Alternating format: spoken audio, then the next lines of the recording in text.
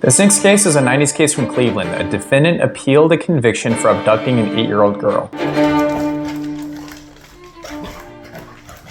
Don't worry, the abduction was extremely brief and she was not physically harmed. Testimony from the girl and her brother, who is also a child, revealed that the incident occurred on the day of the anniversary celebration at the church where her grandfather was the pastor. So the girl and her brother leave the church before the service to change clothes. They walk to their grandparents' home, which was adjacent to the church, with the brother ahead of the girl. Now, a man who was standing there with 2 other men in the parking lot grabbed the girl and started to shout some pretty nasty things to her. At this point, the brother ran behind a car and found a Frisbee. He grabs the Frisbee and hits the defendant on the back of the head with it. The defendant releases his sister, and then the brother and sister run back to the church.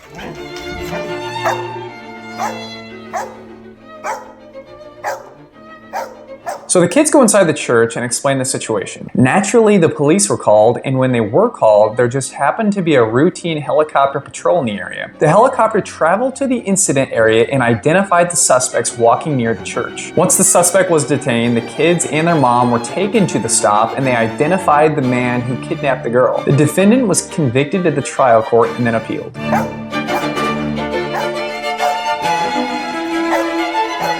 He has a right to appeal, and here the defendant assigned 3 errors for the appellate court to review. The most noteworthy was that his trial counsel was ineffective for failing to seek suppression of the cold stand identification. These identifications can be tough for a suspect because it's often very suggestive that the suspect is guilty. It also takes quite a bit to establish a claim of ineffective assistance of trial counsel. Ultimately, the court found that the cold stand or one-on-one show-up identification may be suggestive under certain circumstances. However, it is impermissible only when there is a substantial likelihood of misidentification. Defendant loses again, case was affirmed.